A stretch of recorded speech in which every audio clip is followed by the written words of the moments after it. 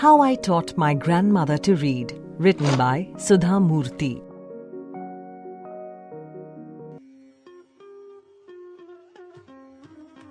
When I was a girl of about 12, I used to stay in a village in North Karnataka with my grandparents.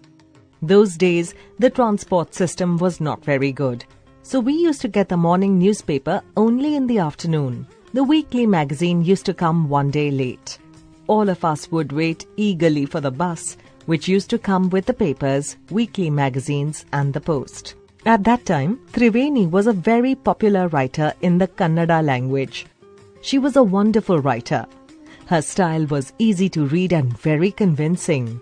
Her stories usually dealt with complex psychological problems in the lives of ordinary people and were always very entertaining. Unfortunately for Kannada literature, she died very young. Even now, after 40 years, people continue to appreciate her novels. One of her novels, called Kashi Yatre, was appearing as a serial in the Kannada weekly Karmavira then. It is the story of an old lady and her ardent desire to go to Kashi or Varanasi. Most Hindus believe that going to Kashi and worshipping Lord Vishveshwara is the ultimate punya. This old lady also believed in this, and her struggle to go there was described in that novel. In the story, there was also a young orphan girl who falls in love, but there was no money for the wedding. In the end, the old lady gives away all her savings without going to Kashi. She says, "The happiness of this orphan girl is more important than worshipping Lord Vishveshwara at Kashi." My grandmother, Kristakka, never went to school, so she could not read. Every Wednesday the magazine would come and I would read the next episode of this story to her. During that time, she would forget all her work and listen with the greatest concentration. Later, she could repeat the entire text by heart. My grandmother too never went to Kashi, and she identified herself with the novel's protagonist. So, more than anybody else, she was the one most interested in knowing what happened next in the story and used to insist that I read the serial out to her. After hearing what happened next in Kashi Yatre, she would join her friends at the temple courtyard, where we children would also gather to play hide and seek. She would discuss the latest episode with her friends. At that time, I never understood why there was so much of debate about the story. Once I went for a wedding with my cousins to the neighboring village. In those days, a wedding was a great event. We children enjoyed ourselves thoroughly. We would eat and play endlessly, savoring the freedom because all the elders were busy. I went for a couple of days, but ended up staying there for a week. When I came back to my village, I saw my grandmother in tears. I was surprised, for I had never seen her cry, even in the most difficult situations. What had happened? I was worried. Avva, is everything all right? Are you okay? I used to call her Avva, which means mother in the Kannada spoken in northern Karnataka. She nodded, but did not reply. I did not understand and forgot about it. In the night after dinner, we were sleeping in the open terrace of the house. It was a summer night and there was a full moon. Avva came and sat next to me. Her affectionate hands touched my forehead.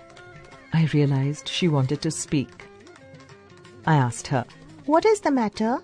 "When I was a young girl, I lost my mother. There was nobody to look after and guide me. My father was a busy man and got married again. In those days, people never considered education essential for girls, so I never went to school. I got married very young and had children. I became very busy. Later, I had grandchildren and always felt so much happiness in cooking and feeding all of you. At times, I used to regret not going to school. So I made sure that my children and grandchildren studied well." I could not understand why my 62-year-old grandmother was telling me, a 12-year-old, the story of her life in the middle of the night. But I knew I loved her immensely, and there had to be some reason why she was talking to me. I looked at her face. It was unhappy, and her eyes were filled with tears. She was a good-looking lady who was usually always smiling. Even today, I cannot forget the worried expression on her face. I leaned forward and held her hand. Avva, don't cry.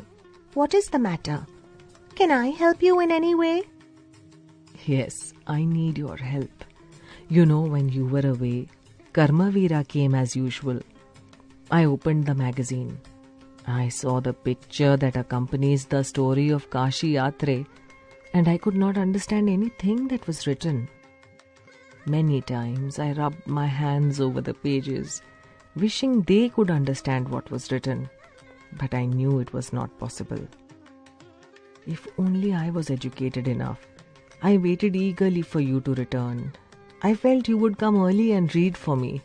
I even thought of going to the village and asking you to read for me. I could have asked somebody in this village, but I was too embarrassed to do so. I felt so very dependent and helpless. We are well off, but what use is money when I cannot be independent? I did not know what to answer. Avva continued. I have decided I want to learn the Kannada alphabet from tomorrow onwards. I will work very hard. I will keep Saraswati Puja Day during Dasera as the deadline. That day, I should be able to read a novel on my own. I want to be independent. I saw the determination on her face. Yet, I laughed at her. Avva, at this age of 62, you want to learn the alphabet? All your hair is grey, your hands are wrinkled. You wear spectacles and you work so much in the kitchen. Childishly, I made fun of the old lady. But she just smiled. For a good cause, if you are determined, you can overcome any obstacle. I will work harder than anybody, but I will do it. For learning, there is no age bar. The next day onwards, I started my tuition. Avva was a wonderful student. The amount of homework she did was amazing. She would read, repeat, write and recite. I was her only teacher and she was my first student. Little did I know then that one day I would become a teacher in computer science and teach hundreds of students. The Dasara festival came as usual. Secretly, I bought Kashi Yatre, which had been published as a novel by that time.